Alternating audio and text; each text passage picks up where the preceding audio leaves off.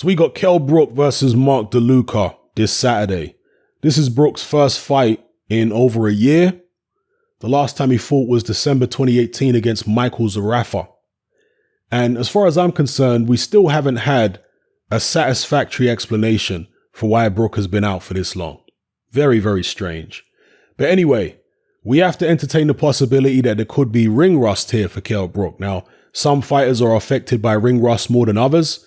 I mean, you get certain individuals like Floyd Mayweather who barely seem affected by ring rust at all, at least for much of his career. I'm sure he'd be rusty now, but for much of his career when he was a welterweight, he seemed razor sharp every time he came back, even if he'd been out the ring for a year or two.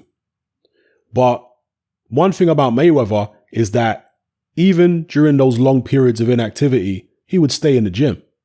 Very rarely did we see him blow up in weight, whereas with Kell Brook, we've seen him blow up in weight loads of times throughout his career. And there's long been rumors that he doesn't live the life outside the ring, partying and getting up to all sorts of stuff. And those kind of things catch up with you. Brook says he's rededicated himself for this fight and potentially for this final push in his career. His trainer, Dominic Ingle, has alluded to this potentially being Kell Brook's last year or last 18 months in boxing. So if that's the case, then he better cross all the T's and dot all the I's and cut no corners, as he's claiming he is. But even if he does, will it be too little too late? Perhaps Mark Deluca can be the guy to expose all that. Now, as far as Deluca himself, if we head on over to his BoxRec page, he's 24-1 with 13 KOs. And I've had a look at him. He's a big guy, and as you can see, he turned professional at light heavyweight, 175 pounds back in 2007, and gradually made his way down to 154. So he's a big guy, and when you watch him on film, and there is a few of his fights on YouTube, you can see he's physically big, strong, muscular looking guy. But in terms of talent, he doesn't seem particularly gifted to me. His footwork, quite sloppy. Feet don't seem particularly quick. Hands not particularly quick. Even though he's around the same height as Brook, he might be an inch, maybe taller. Doesn't look particularly effective at long range. Even though his reach here is listed as being longer than Brook's. Perhaps he's developed a jab since the fights I saw of him. Because there isn't that many of his fights on YouTube. But the fights I saw doesn't seem that effective at long range. But then again, he was fighting some guys who had quite a lot of movement. And I include head movement in that because Kell Brook has never had good head movement. Kell Brook has always been a guy who moves his feet quite well. He's got fast hands, but he's very upright. And that's never been addressed. And it's a very unusual thing for an Ingle fighter as well, because traditionally most Ingle fighters bend at the waist.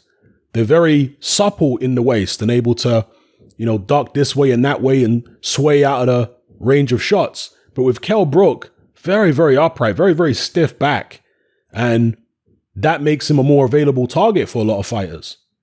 So in this fight right here, I'm expecting Kell Brook to be the boss at long range because I do think he's the sharper guy. I think he's the better coordinated. He's the faster. But Deluca will be looking to try and impose his physical size and strength on Kell Brook. Attempt to try and do what Gennady Golovkin and Errol Spence did to him. Yeah, I know Sean Porter also tried to do the same and failed, but that was a long time ago, and Sean Porter's a little short guy. Deluca, much taller, longer arms. So I think it might be more difficult, especially with a potentially rusty Brook. It might be more difficult for Brook to keep this guy off of him. It all depends as well on how Deluca takes a shot. If he's able to absorb Kell Brook's punching power without any issues, then Brook could be in for an awkward night. I'm not going to lie. This guy Deluca is not the greatest talent that you've ever seen, but he looks strong, looks determined. He does like to go to the body as well. When Deluca gets up close, he likes to hit the body on a regular basis. Perhaps he could slow Kell Brook down. Perhaps he could get Kell Brook to move more than he wants to move. So, going to be interesting. There are some people out there picking Mark Deluca to pull off an upset, saying that he is a live underdog. And look, I've never rated Kell Brook that highly. Obviously, he was a world level welterweight, but I never saw him as the man in the welterweight division or anything like that. And stepping up to 154 after a long layoff and perhaps coming to the end of his career, I'm less impressed with him now than I was several years ago. Okay. Therefore, him losing in an upset to Mark Deluca, I mean, it wouldn't shock me. But if I just go on what I've seen of both fighters, Brook is definitely the more talented of the two. So it's going to be Brook's talent versus Deluca's physicality. Let's see what happens. Drop your comments in the comment section below. Let me know what you think. Are you expecting Kell Brook to do a job on this guy?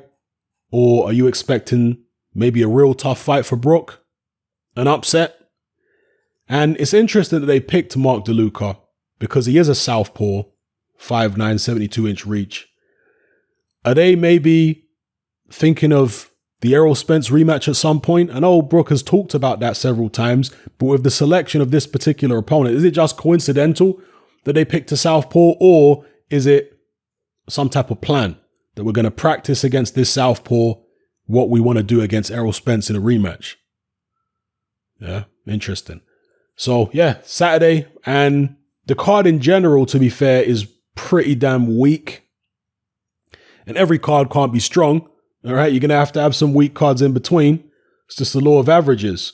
But this one looks particularly weak. I mean, there's nothing on there that I'd really want to watch, truth be told, other than Brook versus Deluca. And that's more to see what Kell Brook still has left, rather than this being a particularly compelling fight on paper. Because, again, what I've seen of Deluca, he looks unspectacular. If Brook was at his absolute sharpest and best, he should be able to beat this guy without too much trouble. But we don't know what Kell Brook has left at this stage.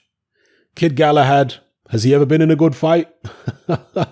No disrespect to Kid Galahad, but he's not always the most entertaining boxer. Yeah, let me know what you guys think in the comment section below. It's happening. I'm out.